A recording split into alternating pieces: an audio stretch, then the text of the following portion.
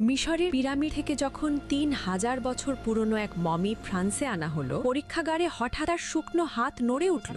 ভয়ে বিজ্ঞানীরা দৌড়ে বেরিয়ে গেল ল্যাব থেকে। পরে লাশটি পরীক্ষা করতে এলেন বিখ্যাত ফরাসি সার্জন ডাক্তার মরিস বুকাইলি। তিনি অবাক হয়ে দেখলেন ১০০০ বছর পরেও দেহের গায়ে লবণের কণা লেগে আছে। কিন্তু মরুভূমির দেশের এই মমির গায়ে এত লবণ এলো কোথা থেকে? গবেষণায় তিনি প্রমাণ করলেন এই মানুষটি সাগরের পানিতে ডুবে মারা গিয়েছিল, তারপর তাকে মমি করা হয়েছে। ঠিক তখনই এক মুসলিম বিজ্ঞানী তাকে কুরআন খুলে সূরা ইউনুসের ৯২ নম্বর আয়াত দেখালেন, যেখানে আল্লাহ বলেন, আজ আমি তোমার দেহকে রক্ষা করব, যাতে তুমি পরবর্তী প্রজন্মের জন্য নিদর্শন হয়ে থাকো। ফেরাউনের ডুবে মরা আর অক্ষত দেহের এই বর্ণনা দেখে আর কুরআনের আয়াত পড়ে ডাক্তার বুকাইলি হতবাক হয়ে যান এবং সত্যের কাছে নতি স্বীকার করে ইসলাম গ্রহণ করেন। কুরআন কোনো বিজ্ঞান বই নয়, কিন্তু আজ বিজ্ঞান যা একের পর এক আবিষ্কার করছে, কুরআন তা ইঙ্গিত করে দিয়েছে বহু আগে। কুরআনের এ